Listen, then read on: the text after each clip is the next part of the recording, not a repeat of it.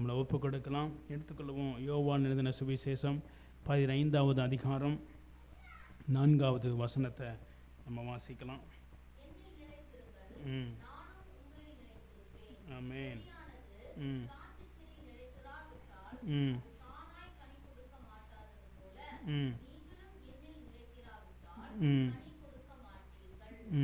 ஆமென். ஹல்லேலூயா.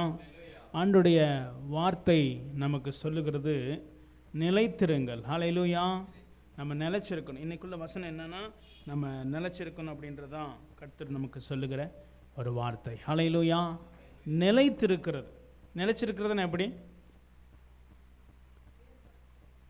இல்லை, நிலைச்சிருக்கிறது. நம்ம நிலைச்சிருக்கிறதுனா என்னது? இல்லை, நிலைச்சிருக்கிறதுனா என்னது?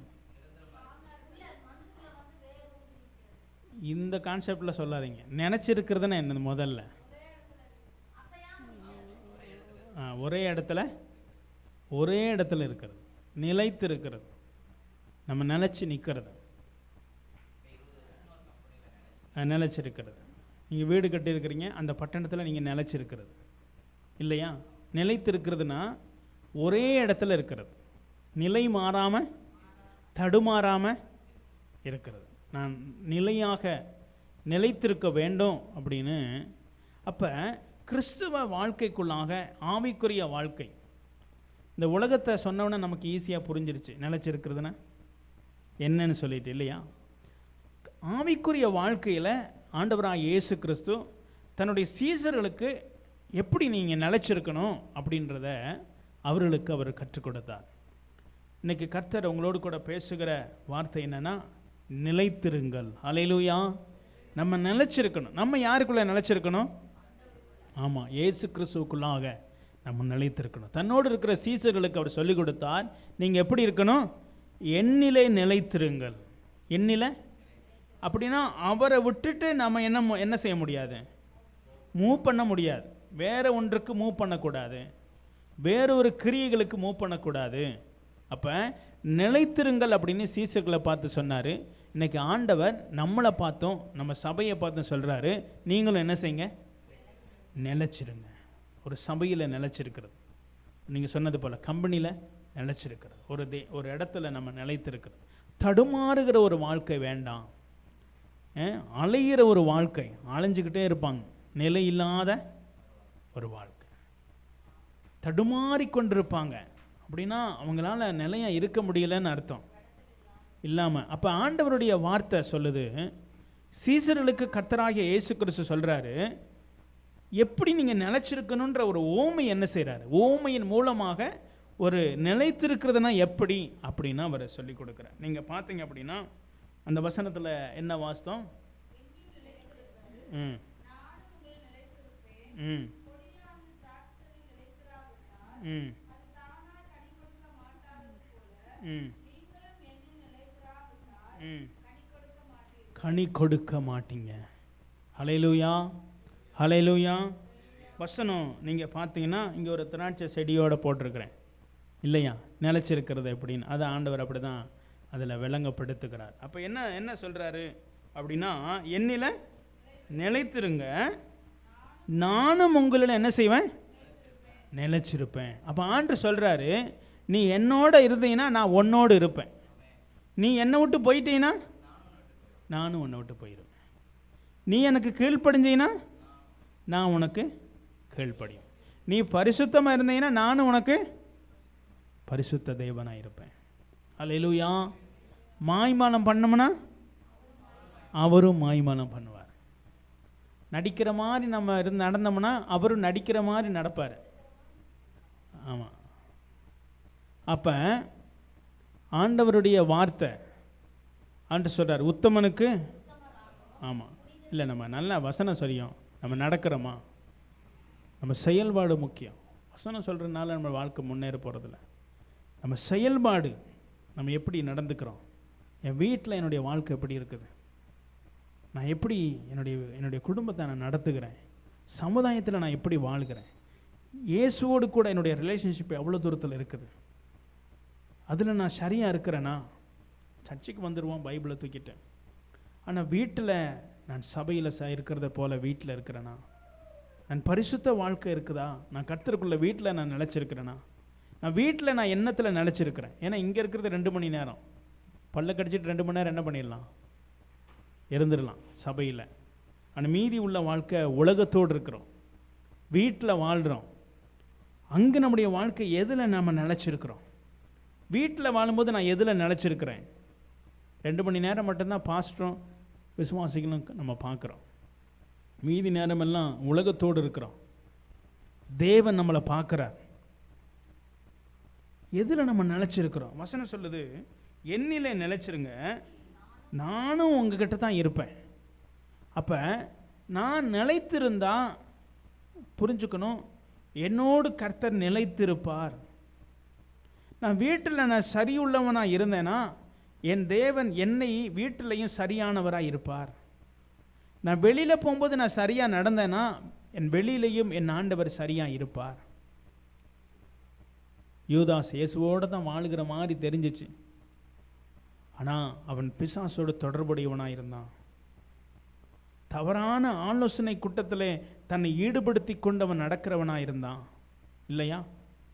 யூதாஸ் இயேசுவோடு ஊழியத்துக்கு போனான், இயேசுவோடு சாப்பிட்டான், இயேசுவோடு அற்புதங்களை பார்த்தான், இயேசுவோடு எல்லாம் செஞ்சான் வெளியரங்கமாக.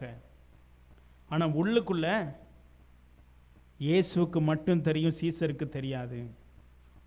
சீசர்களே கேட்குறாங்க, யாரப்பா என்னை காட்டி கொடுக்குறது, நானான்னு பேசிக்கிறாங்க. அப்படின்னா யாருக்குமே என்ன செய்யலை, தெரியலை. ஆனால் யாருக்கு தெரிஞ்சிச்சு? ஆமாம், இந்த கூட்டத்தில் இருக்கிற நம்ம நடவடிக்கை யாருக்கும் தெரியாமல் இருக்கலாம். கூட இருந்த சீசர்களுக்கே ஒன்றா இருந்த யூதாஸ் காரியத்தினுடைய நடவடிக்கை தெரியலை. இந்த கூட்டத்தில் உட்கார்ந்துருக்கிற நம்ம ஒவ்வொருத்தருக்கும் நடவடிக்கை தெரியாமல் இருக்கலாம். ஆனால் இயேசுவுக்கு நாம் யாருன்னு தெளிவாக தெரியும் அவருக்கு. அல்லேலூயா. நீங்கள் யார் அப்படின்றது ஒவ்வொருத்தரையும் அவருக்கு தெரியும், எனக்கு கூட தெரியாது. அதே மாதிரி என்ன உங்களுக்கு தெரியாமல் இருக்கலாம், தேவனுக்கு தெரியும். அவன் தேவனோடு இருக்கிறத போல இருந்தான். ஆனால் அவன் தேவனோடு நிலைச்சிருக்கல. அவன் யாரோட நிலைச்சிருந்தான்? அவன் துர்க்கிரியைகளோடு, தவறான எண்ணங்களுக்கு இடம் கொடுத்தான், பணத்துக்கு இடம் கொடுத்தான், தவறான ஆலோசனை சங்கத்துக்கு அவன் இடம் கொடுத்தான். அவனுடைய வாழ்க்கை இயேசுவோடு நிலைத்திருக்காம அவன் வேறொரு காரியத்தில் நிலைத்திருந்தான். அவனுடைய வாழ்க்கை நிலையற்றதாய் போயிருச்சு. அல்லேலூயா. இன்னைக்கு நீங்களும் நான் யாரோட நிற்கிறோம்? இயேசுவோடு நடக்கிறத போல கையை தட்டிக்கிறோம், பாட்டை பாடுறோம், பைபிளை வாசிக்கிறோம். ஆனால் மறைமுகமான ஒரு வாழ்க்கை நமக்கு இருக்குது. மறைமுகமான ஒரு மனுஷன் உள்ள மறைந்து வாழ்ந்து கொண்டிருக்கிறான். ஒருவேளை உதாரணத்துக்கு என் மகனை நானும் சொல்கிறோம். என் மகனை நீங்கள் எல்லாம் இருக்கிறனால ரொம்ப செல்லமாக கூப்பிடுற மாதிரியும் அன்பாக கூப்பிடுற மாதிரியும் நான் நடித்தேன்னா, நான் வீட்டுக்கு போயிட்டு கோபக்காரனா எப்போ பார்த்தாலும் அவனை திட்டுறவனா அவனை இஷ்டத்துக்கு விடுறவனா நான் இருந்தேன்னா நான் மாய்மானம் பண்ணுகிறவனா இருப்பேன். அல்லேலூயா. இங்கேயும் நான் சரியானவனாக இருக்கணும், நான் வீட்டிலையும் சரியானவனாக இருக்கணும். நான் இங்கேயும் தவறு செஞ்சால் கடிஞ்சுக்கணும், வீட்டிலையும் தவறு செஞ்சால் கடிஞ்சுக்கணும். இங்கேயும் நான் அன்பாக இருக்கணும், நான் வீட்டிலையும் அன்பாக இருக்கணும். ஆனால் இயேசு சீசர்களோடு கூட எல்லாம் கலந்தவனாக இருந்தார். அல்லேலூயா. சீசர்களை கடிந்து கொண்டார், சீசரை நேசித்தார், சீசர்களுக்கு அன்பு காட்டினார், சீசர்களுக்கு வழியை காமித்தார், சீசர்களுக்கு போதித்து கொடுத்தார். ஏன்னா அவர்களோடு கர்த்தர் நிலைத்திருந்தார். சீசர்கள் மற்றவர்கள் எல்லாரும் அவரோடு கூட நிலைத்திருந்தார்கள். அவங்களுக்கு தான் அவர் சொல்லிக் கொடுக்கிறார். ஆனால் யூதாஸ் மட்டும் தனித்தவனாய் மாறி போயிட்டான். நம்முடைய சூழ்நிலை இயேசுவோடு கூட இருக்கிற மாதிரி தெரியும். ஆனால் நான் எதில் கவரப்படுகிறேனோ அது என்னை தனியாக அழைத்து கொண்டு போய்விடும். அது நமக்கு தெரியாது, ஆனால் முடிவிலே அது தெரியும். அல்லேலூயா. முடிவில் தெரிஞ்சிடும். வேஷம் போடலாம், அல்லேலூயா பாட்டு பாடலாம், சங்கீதம் வாசிக்கலாம், சத்தமாக வாசிக்கலாம், ஜெபக்கூட்டம் நடத்தலாம், பாட்டு பாடலாம், கரந்தட்டலாம். ஆனால் நான் எதில் நான் நிலைத்திருக்கிறேன்? என் வாழ்க்கை 24 மணி நேரமும் என்னை காண்கிற ஒரு தேவனோடு நான் நிற்கிறேனா? இல்லாட்டி நான் மறைமுகமாக என் சிந்தையமும் என் இருதயமும் எதை நோக்கி கொண்டு போகுதோ நான் அதில் இருக்கிறேன்னு அர்த்தம்.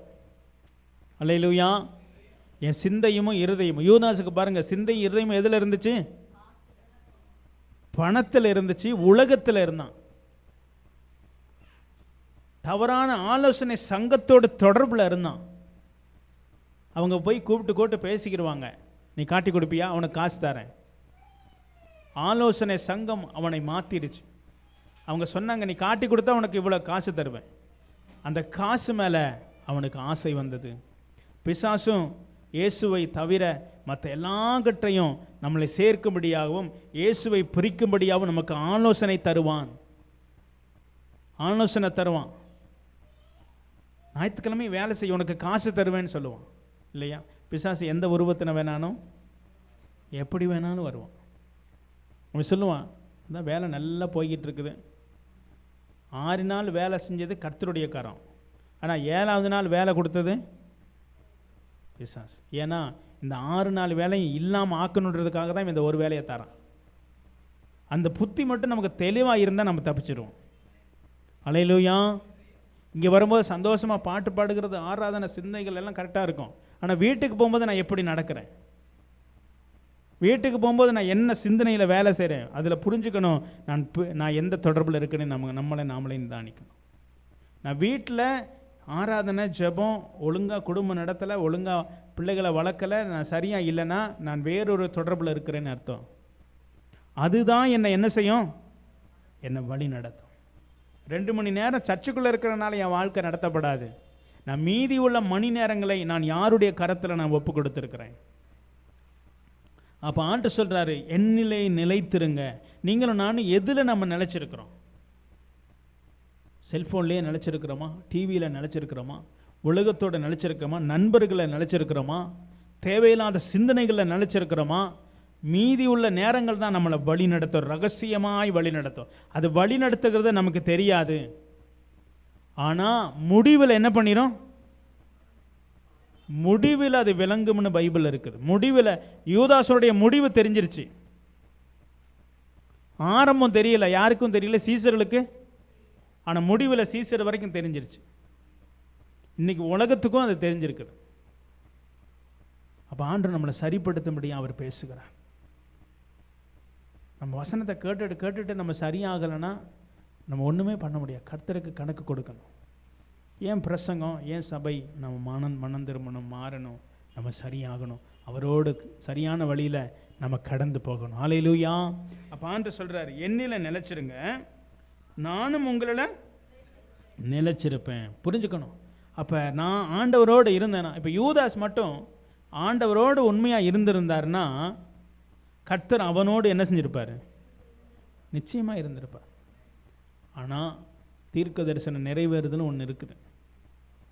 தீர்க்க தரிசனம், ஆமாம், எவனால் இடரல் வருதோ அவனுக்கு, எவனால், அந்த வசனம் பாருங்கள், எவனால் இடரல் வருதோ, நம்மனால இடரல் வந்துடக்கூடாது. அந்த வசனத்தில் எப்பொழுதும் நான் ஜெபம் பண்ணுறது உண்டு, ஆண்டவரே என் நிமித்தம் உங்கள் ராஜ்யத்தில் இடரல் வரக்கூடாது. ஏன்னா வசனம் சொல்லுது, யாருனால வருதோ அவனுக்கு ஐயோ தான். இப்போ இந்த குடும்பத்தை நடத்துகிறோம், கணவன் மனைவியாக இருக்கிறோம். இந்த குடும்பம் கர்த்தர் கொடுத்தது. குடும்பத்தை மனுஷன் உருவாக்க முடியாது. ஏன்னா ஆதாம் ஏவாளை உருவாக்கி குடும்பமாக்குனது தேவன். நீங்களும் நானும் குடும்பம் ஆகலை. குடும்பத்தை கையில் கர்த்தர் கொடுத்துருக்கிறாரு. ஒரு நாள் வந்து கணக்கு கேட்பார். அவர் நம்மளை நடத்துகிற தெய்வம். பிசாசு நடத்தினா அந்த தோட்டத்தில் நம்மளை வைக்க மாட்டார். நம்முடைய வாழ்க்கையில் சரியாக கொண்டு போக மாட்டார். அப்போ அவரோடு கூட நிலைச்சிருக்கிற ஒரு வாழ்க்கை ரொம்ப முக்கியம். நிலைச்சிருக்கிற வரைக்கும் ஏதேன் தோட்டத்தில் இருந்தாங்க. ஆண்டவரோடு இல்லைன்றதை ஆரம்பித்த உடனே ஆண்டவரே அவங்களை என்ன பண்ண வேண்டியதாயிருச்சு? துரத்த வேண்டியதாயிருச்சு. யார் சத்தத்தை கேட்குறோம்? அப்போ யூதாசும் தேவனோடு இருக்கிறது போல வேற சத்தம். அப்போ எவனால இடரல் வருது? உங்களை நீங்களே நிதானிச்சு பாருங்கள். என்னால் என் குடும்பத்துக்கு பிரச்சனை வருதான்னு பார்க்கணும். என்னால் என் குடும்பத்தை சரியாக கொண்டு போக முடியலையா? ஆண்டவர் உங்களை அந்த இடத்துல வச்சிருக்கிற கணக்கு கேட்பார். கணவன் மனைவியாக என்ன செய்வார்? ஆமாம், நீங்கள் சரியாக நடக்காட்டி கேட்பார். நீங்கள் குடும்பத்தை நடத்தி பிள்ளைய வளர்த்து கணவன் மனைவி கீழ்ப்படியலைன்னா கணக்கு கண்டிப்பாக கொடுக்கணும். இன்றைக்கி இல்லை, ஒரு நாள் வருது நமக்கு கணக்கு கொடுக்க வேண்டிய நாள். ஏன்னா குடும்பத்தை நீங்களும் நானும் உருவாக்கலை, பிள்ளைய நம்மளால் பெற்றெடுக்கலை. பிள்ளையை கர்த்தர் என்ன பண்ணார்? கொடுத்தார் அப்படின்னு வசனம் தெளிவாக சொல்லுது. ஆதாம் ஏவாளையும் அவர்தான் உருவாக்கி ஆணும் பெண்ணுமாக அவர்களை இணைத்தார் என்று சொல்லப்பட்டிருக்கிறது. அப்போ எல்லாம் அவருடைய கரத்திலிருந்து வந்திருக்குது. நம்மளை எப்படி நடத்துகிறார் பாருங்க, உறவை கர்த்தர் தான் கொடுத்திருக்கிறார். இப்போ நம்ம எல்லாம் ஒரு உறவில் இருக்கிறோம் இல்லையா? இந்த உறவை கர்த்தர் கொடுத்திருக்கிறார். கணவன் மனைவியினுடைய உறவு, நண்பர்களுடைய உறவு, சகோதரர்கள் சகோதரின்ற உறவு எல்லாம் அவர் கொடுத்திருக்கிறார். அப்போ சொல்கிறாரு, என்னில் நிலைச்சிருங்க, நானும் உங்களை நிலைச்சிருப்பேன். கொடியானது திராட்சை செடியில் நிலைத்திராவிட்டால், கொடியானது திராட்சை செடியில் என்ன பண்ணியிருக்கணும்? நிலைத்திராவிட்டால் அது என்ன செய்யாது?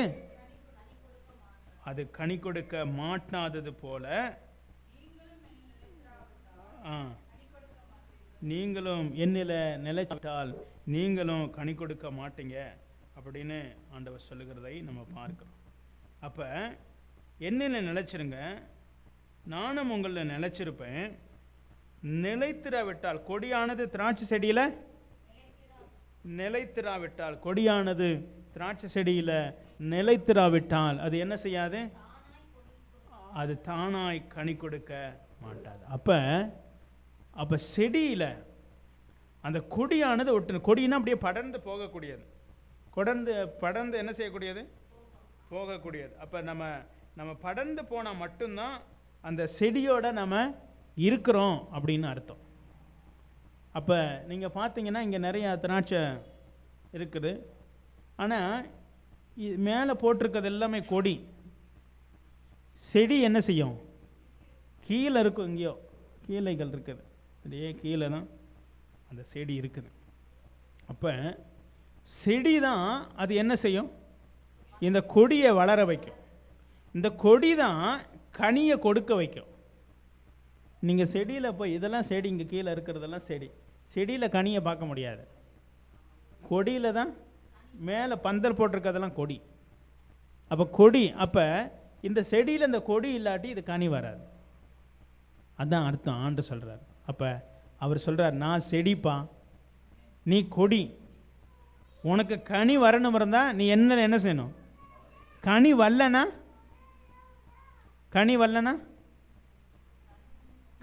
என்ன அர்த்தம்? இல்லை, கொடியில் இல்லைன்னு அர்த்தம். கொடி செடியில் இல்லை, அந்த செடியில் இருக்கணும். இங்கே கீழே இருக்கிறது செடி, கீழே கனி வராது. மேலே போகிறது கொடி, கொடியில் தான் கனி வந்திருக்குது. அப்போ இந்த செடியில் இந்த கொடி நிலச்சிருந்தா கனி தானாக வந்துடும். ஹல்லேலூயா, ஹல்லேலூயா. அப்போ நம்ம வாழ்க்கையில் செடியாகிய இயேசு கிறிஸ்து நிற்கிறாரு, கொடியாக நம்ம அப்படியே படர்ந்துக்கிட்டே இருக்கிறோம். பாருங்கள், ஒவ்வொரு ஏரியாவில் வந்திருக்காரு, அது என்னென்னா படர்ந்து இருக்குது கொடி. கொடி என்ன செய்யுது? அப்போ கனி கொடுக்கணும். அப்போ ஆண்டவர் சொல்கிறாரு, என்னில் நிலைச்சிருங்க, நானும் உங்களில் நிலைச்சிருப்பேன். நீங்கள் கொடியானது திராட்சை செடியில் நிலைத்திராவிட்டால் அது தானாக என்ன செய்யாது? மாட்டாது போல நீங்களும் என்னில் நிலைத்திராவிட்டால், நிலைக்கலைன்னா கனி என்ன செய்யாது? அப்போ கனி வரலன்னா என்ன அர்த்தம்? நான் நிலைச்சி இருக்கலைன்னு அர்த்தம். புரிஞ்சுக்கணும். இன்னும் நமக்கு கனி வரல. எதிர்பார்க்குற கனி, குடும்பத்தில் கனி வருதா? கணவன் என்ற கனியை நீங்கள் குடும்பத்தில் கொடுக்குறீங்களா? மனைவி என்ற கனியை குடும்பத்தில் கொடுக்குறீங்களா? நீங்கள் கொடுத்தீங்கன்னா கனி வந்திருக்குன்னு அர்த்தம். நீங்கள் கொடுக்கலைன்னா கனி வரல. கனி வரலன்னா என்ன அர்த்தம்? நான் இந்த செடியாகிய இயேசு கிறிஸ்துவில், கொடியாகிய இயேசு கிறிஸ்துவில் செடியாக இருக்கிற நான் என்ன செய்யலை? நிலச்சிருக்கலை, அந்த தொடர்பில் இல்லை, துண்டிக்கப்பட்டிருக்கு. நான் தொடர்பில் இருந்தால் எனக்கு என்ன வந்துடும்? கனி வந்துடும். இயேசு அப்படி தான் சொல்கிறார் சீசர்களுக்கு, என்னோடு நீங்கள் இருங்க, கனி கொடுத்துருவீங்க. என்னை விட்டுட்டு நீங்கள் போயிடாதீங்க, கனி கொடுக்க மாட்டீங்க. அப்போ வசனம் சொல்லுது, கனி கொடுக்காட்டி என்ன செய்யுமா? 5ஆம் வசனம். ம் ம் ம் ம் ம் ஆண்டவர் சொல்றாரு, என்ன இல்லாமல் உனக்கு ஒன்றுமே செய்ய முடியாதப்பா, ஆனால் என்னோட இருந்தீங்கன்னா நீ மிகுந்த கனி தந்துடுவ. ஹல்லேலூயா. உன் வாழ்க்கை சங்கடத்தில் போகாது, உன் வாழ்க்கை கஷ்டமாக போகாது, உன் வாழ்க்கை நெருக்கத்தில் போகாது, உன் வாழ்க்கை தடுமாற்றத்தில் போகாது. நீ எப்படி இருக்கணும்? நீ மிகுந்த கனி கொடுத்துருவ. கனினா என்னது? செழிப்பு தானே. ஃப்ரூட்ஸ் நமக்குள்ள அந்த ஃப்ரூட்ஸ் வரணும். நமக்குள்ள இந்த என்ன ஃப்ரூட்ஸ் வெளியே வருது? புல்லும் கெட்ட செடிகளும் விஷ செடியும் ஃப்ரூட்ஸ் கொடுக்கும் இல்லையா? அந்த ஃப்ரூட்ஸ் நீங்கள் என்ன செய்ய முடியாது? அந்த ஃப்ரூட்ஸை நீங்கள் சாப்பிட மாட்டீங்க. அந்த ஃப்ரூட்ஸ் என்ன செய்ய மாட்டீங்க? இப்போ விஷ செடியிலிருந்து பழம் வருது, அதிலிருந்து நீங்கள் சாப்பிட முடியுமா? நீங்கள் சாப்பிட முடியாது. அப்போ தவறான கிரியைகளும் நமக்குள்ளேருந்து வெளியே வருது, தவறான கனி. அது என் குடும்பத்துக்கு என்ன செய்யாது? அது குடும்பத்துக்கு உதவாது. நான் குடும்பத்துக்கு கீழ்ப்படியாத கனி எனக்குள்ள வந்துக்கிட்டே இருந்துச்சுன்னா என் குடும்பம் நிலைச்சிருக்காது. அதான் கனி. என் குடும்பத்தில் நான் அன்பை கொடுக்குறேன்னா அந்த கனி இனிக்கும். நான் எப்போ பார்த்தாலும் உருன்னே இருந்தேன்னு வச்சுக்கோங்க, அந்த கனி என்ன செய்யாது? யாராவது ஏற்றுக்குருவாங்களா? குடும்பம். அப்போ அந்த கனி வேலை செய்யும். அந்த கனி ஒன்றுத்துக்கும் உதவாது. விஷக்கனி பிடுங்க தான், பிடுங்கி வீச தான் தோணும், அதை பராமரிக்க தோணாது. அப்போ இயேசு பார்ப்பார், ஒவ்வொருத்தருக்கும் கனி அவர் பரலோகத்திலேருந்து என்ன செய்கிறாரு பார்த்துக்கிட்டே இருப்பார். என்ன கனியை கொடுக்குறான் இவன், என்ன கனியை கொடுக்குறான். அப்போ அவர் சொல்கிறாரு, நானே திராட்சை செடி, நீங்கள் கொடிகள், ஒருவன் என்னிலும் நான் அவனிலும் நிலைத்திருந்தால் அவன் மிகுந்த இயேசுவோடு இருந்தால் நல்ல கனியை கொடுத்துருவோம். ஹல்லேலூயா. இல்லாட்டி நான் தேவையில்லாத வேண்டாத கனியை நம்ம கொடுக்க வேண்டியது வந்துடும். அப்போ நல்ல கனியை நம்ம கொடுக்கணும். ஆண்டவர் சொல்ற, என்னை இல்லாமல் உங்களால் ஒரு நல்ல கனியை உண்டாக்க முடியாது. சீசர் சொல்கிறாரு, என்னை இல்லாமல் நீங்கள் நல்ல கனியை இந்த உலகத்தில் என்ன செய்ய முடியாது. என்னோட நிலைச்சிருங்க. சீசர்கள் நிலைச்சிருந்தாங்களா? நிலைச்சிருந்தனால உலகம் முழுவதும் ரட்சிப்பின் கனியை கொடுத்தார்கள். ஹல்லேலூயா. ஒவ்வொரு வாழ்க்கையை மாற்றினார்கள். அழிவில் இருக்கிற ஜனங்களை விடுதலையாக்கினார்கள். இருளில் இருக்கிற ஜனத்தை வெளிச்சத்தில் கொண்டு வந்தார்கள். அதெல்லாம் கனி ஆவிக்குரிய வாழ்க்கையில். இன்னைக்கு நீங்களும் நான் குடும்பத்தை ஆதாயப்படுத்துகிறோமா, பிள்ளையை ஆதாயப்படுத்துகிறோமா, தன்னை முதலாவது ஆதாயப்படுத்தா? என் வாழ்க்கை பரிசுத்தமாக இருக்குதா? என் வாழ்க்கை கீழ்ப்படிதல் உள்ளதாக இருக்குதா? நான் குடும்பத்தை சரியாக நடத்துக்கிறேனா? அது ரொம்ப முக்கியம். இயேசு அதை பார்க்குறான். பாருங்க, யோசேப்பு அப்படியே நடத்தப்பட்டே போகிறார். அவருடைய தீர்க்க தரிசனம் வழி நடத்துதல். அவர் ஒரு சொப்பனம் பார்த்தார் இல்லைங்களா? வழி நடத்திக்கிட்டே போச்சு. அந்த சொப்பனம் அவனை சரியான பாதையில் கொண்டு போச்சு. அவனுக்கு தெரியல நான் போகிற பாதை தப்பு. ஆனால் பிற்காலத்தில் கண்டுபிடிச்சிட்டான், என்னை ஆண்டவர் சரியாக நடத்தினான். அது அர்த்தம் என்ன தெரியுங்களா? அவன் போகிற இடமெல்லாம் அவன் தேவனோடே நடந்தான். ஹல்லேலூயா. யோசேப்பு கர்த்தரோடு இருந்தார், கர்த்தர் யோசேப்போடு இருந்தார். ஹல்லேலூயா. அதான் நிலைச்சிருக்கிற வாழ்க்கை. எங்கே போனாலும் கர்த்தர் உங்க கூட இருக்கிறாரா? எங்கே போனாலும் கர்த்தரை, நீங்கள் கர்த்தருடைய கரத்தை உங்களுக்கு பார்க்க முடியுமா? நான் உங்களுக்கு சொல்கிறேன், கர்த்தரை எங்கே போனாலும் வச்சுக்கொள்ளுங்க, உங்களுக்கு ஞானத்தை சொல்லிக் கொடுப்பார். ஹல்லேலூயா. உங்களுக்கு புத்தியை சொல்லிக் கொடுப்பார். எந்த இடத்துல எப்படி பேசணுன்றதை சொல்லிக் கொடுப்பார். எந்த இடத்துல தீமை இருக்கு அங்கேருந்து விலகிருன்னு சொல்லிக் கொடுப்பார். இவர் நல்ல தெய்வம். ஹல்லேலூயா. நம்மளை வழி நடத்துகிற தெய்வம். ஆனால் அவர் சொல்கிறத கேட்டு கேட்டு நீங்கள் கீழ்ப்படியாமல் போயிட்டீங்கன்னா ஒரு நாள் அவர் உங்களை விட்டு விலகிடுவார்.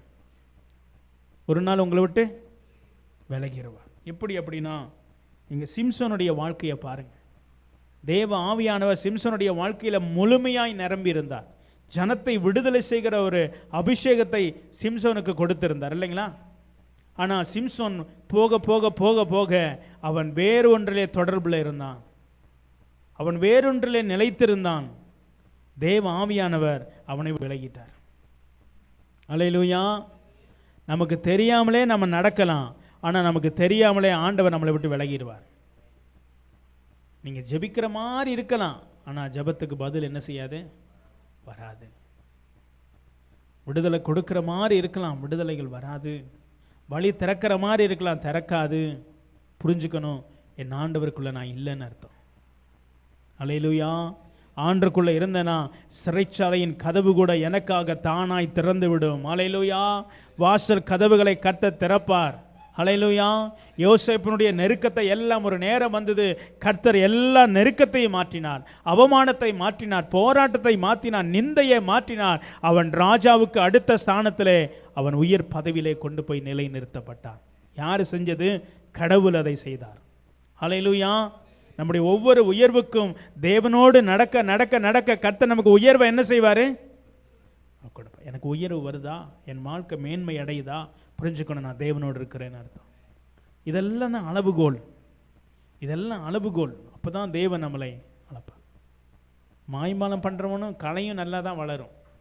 களையும் என்ன செய்யும்? ஆமாம், கோதுமையும் வளரும் களையும் வளரும்னு பைபிளில் இருக்குது. இதுவும் பசுமையாக இருக்கும், இதுவும் பசுமையாக இருக்கும். ஆனால் அறுவடை நேரத்தில் தான் எது களை எது கோதுமை அறுவடையில் தெரிஞ்சிடும். இங்கே ஒரு நிதானமாக நம்ம போக வேண்டியது இருக்குது.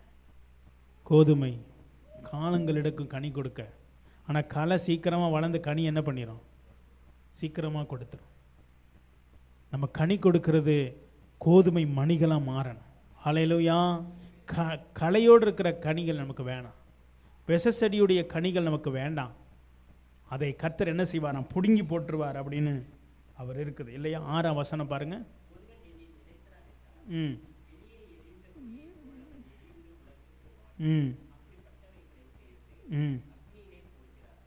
படிப்படியாக சொல்லிக்கிட்டே வரார்.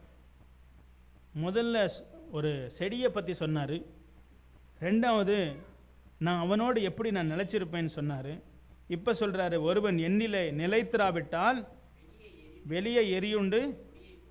ஆமாம், நிலைச்சிருக்கலைன்னா, ஆமாம், நிலைச்சி இருக்கலைன்னா அது பிடுங்கப்பட்டு தான் தீரும். ஒட்டி வச்சுக்கிட்டே இருக்க மாட்டார். அவரே சொல்கிறார், என்னில் நிலைச்சிருக்காட்டி நானே என்ன செய்வேன்? நானே பிடுங்கிடுவேன். பிடுங்கிடுவார். அதெல்லாம் ஐயோ பிடுங்க மாட்டேன்லாம் நினைக்க மாட்டார், பிடுங்கிடுவார். காலம் தருவார், பிடுங்கிடுவார். பாருங்க, ஒருவன் எண்ணிலை நிலைத்திராவிட்டால் வெளியே எரியுண்ட கொடியை போல அவன் எரியுண்டு உலர்ந்து போவான். உலர்ந்து உலர்ந்து போகிற வாழ்க்கை. நீங்க உலர்ந்து போறீங்களா? உலர்ந்து போறீங்கன்னா என்ன இல்லை? நான் அவரோட நிலைச்சு இருக்கலை. நிலைச்சு இருக்காட்டி உலர்ந்து போகிறத எப்படி கண்டுபிடிக்கிறது? எப்போ பார்த்தாலும் சோர்ந்து ஒன்றுமே நடக்க மாட்டேங்குது, எதுவுமே திறக்க மாட்டேங்குது, எல்லாம் பூட்டிடும். இரும்பு கதவை பூட்டின மாதிரி என்ன செய்யும்? எங்கே போனாலும் வழி திறக்காது, எங்கே போனாலும் ஒன்றுமே நடக்காது. அதை நினச்சே வாழ்க்கை என்ன பண்ணிடும்? வசனம் தெளிவாக சொல்லுது, நம்ம அதை நினைக்க வேணாம், நாம் டேர்ன் பண்ணணும். நம்ம மாறி வந்துட்டோம். இயேசுவோடு நிற்கிறது போல நினச்சி வேற பாதையில் என்ன பண்ணிட்டேன்? நான் வந்துட்டேன், வேற பாதை. இங்கே வசனத்தை உலர்ந்து போகிற ஒரு வாழ்க்கை இருக்குதா? உலர்ந்து போகிறதுனா புரியுதா? உலர்ந்து போகிறதுனா ஒன்றுமே வாய்க்காது, ஒன்றுமே நடக்காது. அப்படின்னா இன்னும் நான் டேர்ன் ஆக வேண்டியது இருக்குது, இன்னும் தேவன் பக்கமாய் திரும்ப வேண்டியது இருக்குது. ஏன்னா அவரோடு இருந்த கனி கொடுத்து தான் தீரணும்.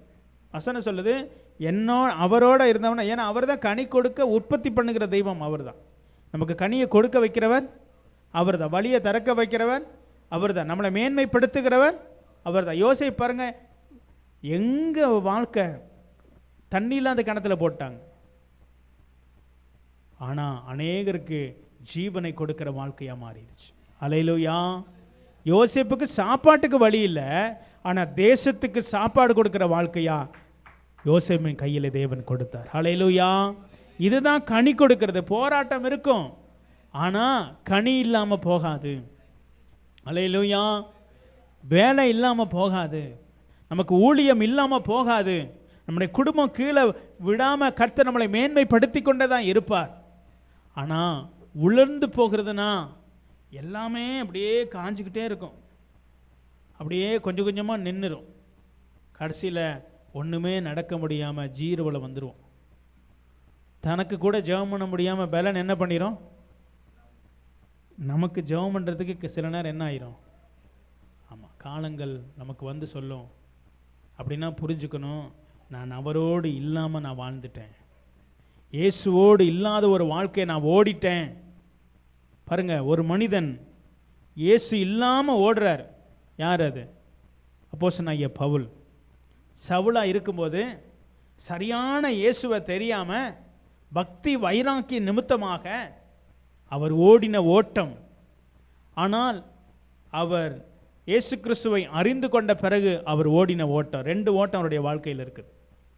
ஒன்று, மாம்சத்தோடு உலகத்தோடு தன்னுடைய படிப்பு அந்தஸ்து எல்லாம் வைத்துக்கிட்டு ஓடின பக்தி வைராக்கியத்தோடு ஓடின ஓட்டம். ஆனால் 2வது, எல்லாவற்றையும் நஷ்டம் என்று எண்ணி இயேசு கிறிஸ்துவுக்காய் தன் ஜீவனை கொடுத்து ஓடின ஓட்டம். அல்லேலூயா. அவரே சொல்றாரு, எனக்கு உயர்வாய் இருந்தவைகளை இப்பொழுது நான் நஷ்டம் என்று எண்ணுகிறேன், என்னுடைய படிப்பை நான் நஷ்டம் என்று எண்ணுகிறேன், என்னுடைய அந்தஸ்தை நஷ்டம் என்று எண்ணுகிறேன், ஆனால் என் இயேசுவுக்காக எல்லாவற்றையும் இழந்து பின்னானவைகளை மறந்து முன்னானவையா இயேசுவை நோக்கி நான் ஓடுகிறேன். அல்லேலூயா. ஓட்டத்தை முடிக்கும் போது சொல்றாரு, நான் சரியானவனாய் நான் ஓடி முடிச்சிட்டேன், ஜீவ கிரீடம் இது முதல் எனக்கு வைக்கப்பட்டிருக்குது. அல்லேலூயா. தீமோத்தேயுக்கு சொல்றாரு, தீமோத்தேயுவே, நான் இதெல்லாம் உங்க கையில் ஒப்பு கொடுக்கிறேன், நீயும் உண்மையுள்ள மனுஷனிடத்தில் ஒப்புவி. அல்லேலூயா. ஆனால் இந்த ஊழியம் பாடு நிறைந்தது, தீங்கு நிறைந்தது. கவலைப்படாத, உன்னை பலப்படுத்துகிற கிறிஸ்து உன்னோடு இருக்கிறார். அல்லேலூயா. என்னை பலப்படுத்தின தெய்வம் உன்னையும் பலப்படுத்துவா. நீ தொடர்ந்து ஓடு, நீ போர் சேவகனாய் நல்ல தீங்கு அனுபவி. ஆனால் வேண்டாதவைகளை விட்டு விலகு. சீர்கேடும் கிளவிகள் பேச்சும் கட்டுக்கதைகளுக்கும் மாய்மானவர்களுக்கும் நீ விலகியிரு. உட்காந்து கதை பேசுகிறோமா? உட்காந்து தேவையில்லாத கேட்குறோமா? கட்டுக்கதை, கிளவி பேச்சு, சீர்கேடானது, இதெல்லாம் நமக்கு வேணான்னு சொல்லுது. இதில் போயிட்டீங்கன்னா ஆல்ரெடி நீங்கள் எங்கே போயிட்டீங்கன்னு அர்த்தம்? கனி கொடுக்காத ஒரு வாழ்க்கையில் நீங்கள் இருக்கிறீங்க. எங்கே இருக்கிறீங்க? அப்போ கனி இல்லை, இயேசுவை விட்டு நீங்கள் பிரிஞ்சிட்டிங்கன்னு அர்த்தம். நிலையில்லாத ஒரு வாழ்க்கை, கிளவிகள் பேச்சு, சீர்கேடு, கட்டுக்கதைகள், இதெல்லாம் உட்காந்து பேசிக்கிட்டு இருக்கீங்களே யாரோடாவது புரிஞ்சுக்கொள்ளுங்க, நான் உழந்து போய் கொண்டிருக்கிறேன்னு அர்த்தம். என் வாழ்க்கையில் இனி என்ன வராது? கனி வராது, கனி வராது, வரவே வராது. அதெல்லாம் விட்டுட்டு, ஆனால் மனம் திரும்புகிற தருணம் இன்னைக்கும் ஆண்டு நமக்கு கொடுக்கிறார். அல்லேலூயா. மனம் திரும்பணும். இன்னைக்கு மனம் திரும்பினா, இப்போ ஒரு 100 ஆத்மா என் கணக்கில் வச்சுருக்கிறேன்னு வச்சுக்கங்களேன். நான் மனம் திரும்பாதனால இப்போ 50 இழந்துட்டேன். மீதி எவ்வளோ இருக்குது? 50 தான் இருக்குது. இப்போ நான் மனம் திரும்பினேன்னா எவ்வளோத்தை காப்பாற்றலாம்? 50ஐயாவது காப்பாற்றிடலாம். அதுக்கு மீறியெல்லாம் செய்ய முடியாது. இப்போயும் நான் மனம் திரும்பலைன்னா இன்னும் நான் என்ன செய்வேன்? இழந்து 25 வருவேன். எல்லாத்தையும் இழந்துட்டேனா வெறுங்கையனாய் அங்கே நான் நிற்பேன். 10 கொடுத்தவன் 20 கொண்டு வந்து கொடுத்தான். ஆனால் எனக்கு 20 கொடுத்தாரு, எல்லாத்தையும் இழந்துட்டு வந்து என்ன செய்வார் ஆண்டவர்? இந்த கொடியை போல தான் சொல்லுவார். இந்த கொடி பாருங்க, 6ஆம் வசனம், ஒருவன் நெண்ணிலே நிலைத்திராவிட்டால் அவன் வெளியே எரியுண்டு கொடியை போல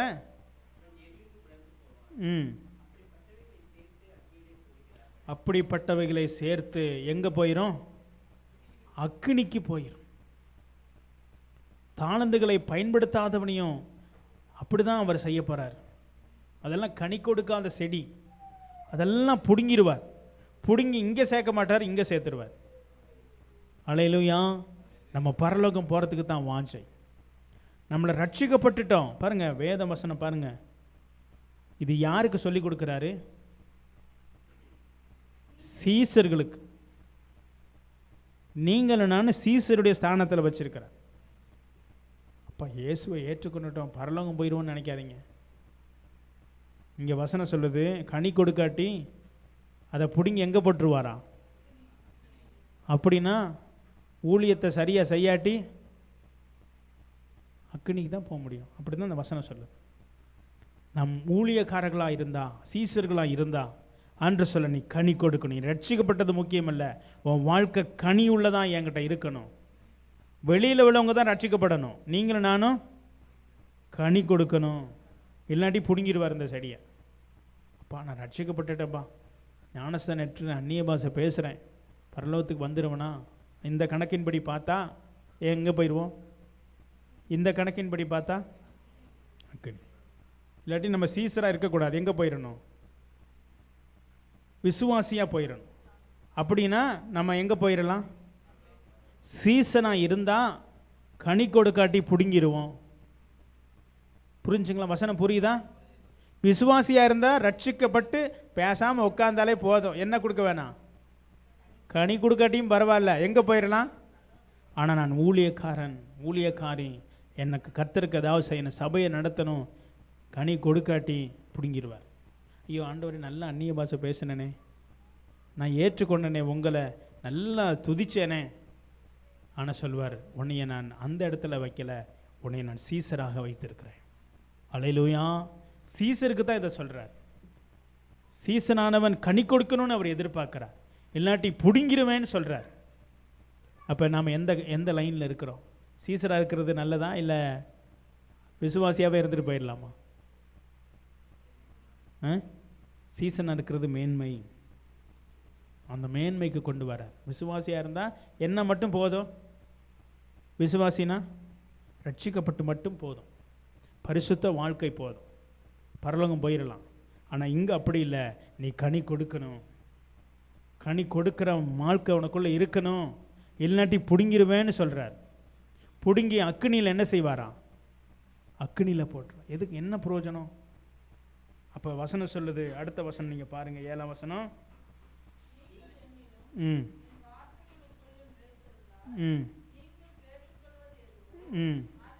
இப்போ சொல்கிறார் பாருங்க, கேட்குறது கிடைக்குதுன்னா நிலச்சிருக்கிறேன்னு அர்த்தம், கேட்குறது கிடைக்கலன்னா நிலச்சில்லைன்னு அர்த்தம். அல்லேலூயா. 5-10க்கு இல்லை, 5-10க்கு இல்லை, நம்ம எதிர்பார்த்த அழைப்புக்கு நேராக கிடைக்கணும். அழைப்பு நம்ம சரியாக என்ன செய்யணும்? போகணும். அப்படின்னா இன்னும் நிலச்சிருக்கலை, இன்னும் நம்ம நிலச்சிருக்கலை, இன்னும் நம்ம நிலச்சிருக்கணும். கூட்டி கழித்து பார்த்தா கணக்கு எங்கேயோ வரணும், எங்கேயோ மைனஸில் தான் இருக்குது, இல்லைங்களா?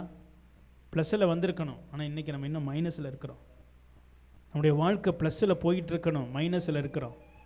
அப்படின்னா நம்ம இன்னும் கனி கொடுக்க அப்படின்னா இன்னும் நான் சரியாக நிலச்சிருக்கலை, என் வாழ்க்கை நிலச்சிருக்கிறதுக்கு நேரம் நான் மாறணும்.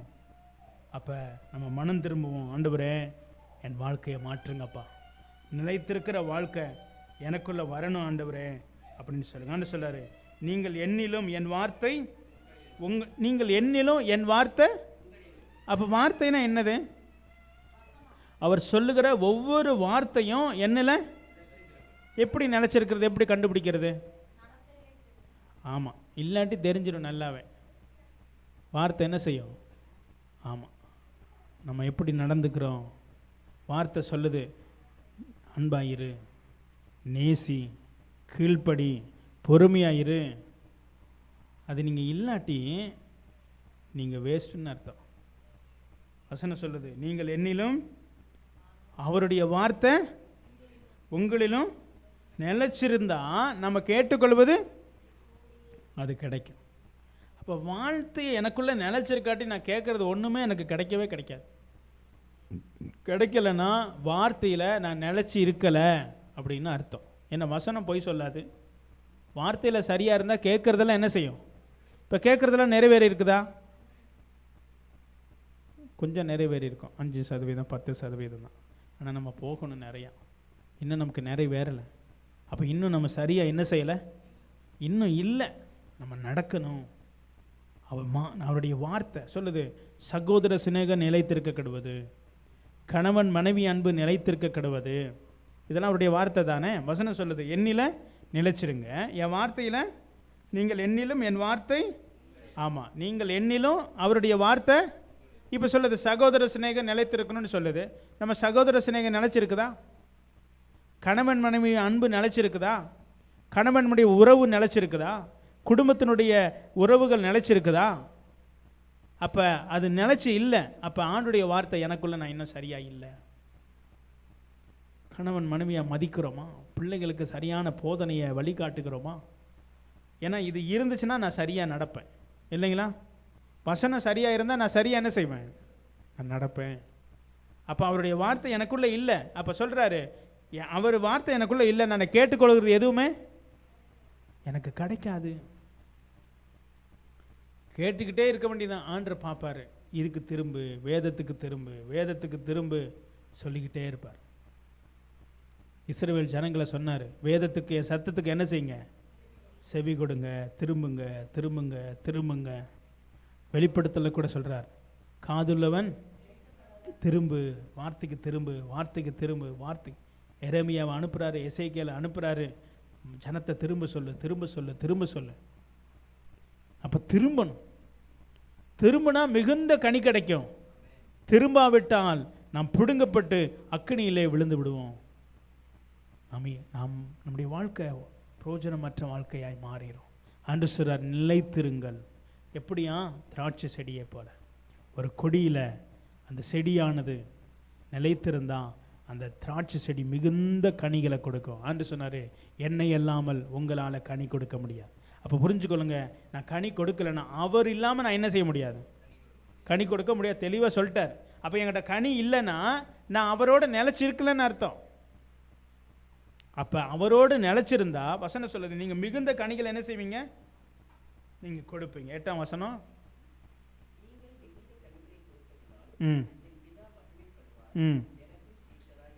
பார்த்தீங்களா? நீங்கள் மிகுந்த கனி கொடுத்தா பரலோக தகப்பன் என்ன செய்கிறாராம்? மகிமைப்படுற மாதிரி இருக்கணும். மிகுந்த கனி கொடுத்தா அங்கே மகிமை வந்துடும். யாருடைய மகிமை? பிதாவினுடைய மகிமை, நம்ம மகிமை அல்ல. ஆமாம், அப்படி வந்துச்சுன்னா அவர் சொல்கிறாரு, நீங்கள் எனக்கு சீசராக இருப்பீங்க. ஹல்லேலூயா. போகிற இடமெல்லாம் பிதாவுடைய மகிமை வருது அவங்களுக்கு. உங்களை பார்க்குறவங்கெல்லாம் பிதாவுடைய மகிமையை பார்க்குறாங்களா? மக்கள் விடுதலை. இயேசு போகிற இடமெல்லாம் பிதாவினுடைய மகிமையை கண்டார்கள். ஹல்லேலூயா. நன்மை செய்கிறவராக சுற்றி சென்றார். பிசாசில் அகப்பட்டவர்களை குணமாக்கினார், வியாதி உள்ளவர்களை குணமாக்கினார். யாவருக்குள்ளும் தேவனுடைய ராஜ்யத்தை கொடுத்து கொண்டே இருந்தார். அதில் பிதா மகிமைப்படுத்தி கொண்டே இருந்தார். கடைசி சிலுவை வரைக்கும் குமாரன் பிதாவை மகிமைப்படுத்தினார். கடைசியில் சொல்கிறார், பிதாவை என் ஆவியை உங்கள் கரங்களில் ஒப்பு கொடுக்குறேன். அது எல்லாம் மகிமை பார்த்தோன்னே பிதாவாகிய தேவன் குமாரனை எல்லா நாமத்துக்கும் மேலான நாமத்தை கொடுத்து அவரை உயர்த்தினார். ஹல்லேலூயா, ஹல்லேலூயா. உங்களையும் என்னையும் உயர்த்துகிற தேவனுக்கு எப்பொழுது ஒரு சித்தம் இருக்குது. ஆண்டவர் உங்களை என்னை உயர்த்த வல்லவர். ஒன்று செய்வோம், அவர்களை நிலைச்சிருப்போம். ஹல்லேலூயா. இன்னைக்கு மனம் திரும்பினா கூட நம்ம கணக்கில் இருக்கிற மீதியானதை கூட நம்ம சரிப்படுத்திட முடியும். வாசலை கர்த்தர் தான் என்ன செய்ய முடியும்? இம்மை திறப்பார். நம்முடைய ஆண்டவர் கடின நெஞ்சம் உள்ளவர் அல்ல, அப்படியே இருதயம் கடினம் உள்ளவர் அல்ல. அவர் மனதுருக்கம் உள்ள ஆண்டவர். மனம் திரும்பினா மட்டும் போதும். அவர் நமக்கு தேவையான வாசலை. மனம் திரும்பாட்டி அவர் கொஞ்சம் கோவப்படுவார். மனம் திரும்பினா அவரை போல இரக்கத்தை அள்ளி கொடுக்கிறவர் யாருமே அப்படியே தாராளமாக கொடுத்துருவார். பவுலை பாருங்க, அவர் இயேசுவை தெரியாமல் செஞ்சதை காட்டிலும் மனம் திரும்பி செஞ்ச ஊழியம்தான் மிக மிக அதிகம், இல்லைங்களா? வெளிப்பாடை கொடுத்தாரு, வரங்களை கொடுத்தாரு, வல்லமையை கொடுத்தாரு, சபைக்கு வேண்டிய ஒழுங்குமுறையை கொடுத்தாரு. எல்லாம் அவர்கிட்ட தானே இப்போ வாசிக்கிறோம். பவுலடியாருடைய நிருபங்கள் தான் நம்ம வாசிக்கிறோம். அப்போ மனம் திரும்பும் போது அள்ளி கொடுத்துருவார். இந்தாப்பா வரத்தை யார் பேசுகிறா? பவுல் தான் பேசுகிறாரு. தீர்க்க தரிசனத்தை பவுல் தான் பேசுகிறாரு. சபைக்கு ஒழுங்க பவுல் தான் பேசுகிறார். மரண காரியங்களை பவுல் தான் பேசுகிறார். திருமணத்தை பவுல் தான் பேசுகிறார். ரகசியத்தை பவுல் தான் பேசுகிறார். மகிமையை பவுல் தான் பேசுகிறார். ஏன்னா அவர் மனம் திரும்பும் பொழுது வரங்கள் வல்லமைகளை அள்ளி கொடுத்துட்டார். ஹல்லேலூயா. அதுக்காக மற்ற சீசர்களும் குறைவானவங்க இல்லை.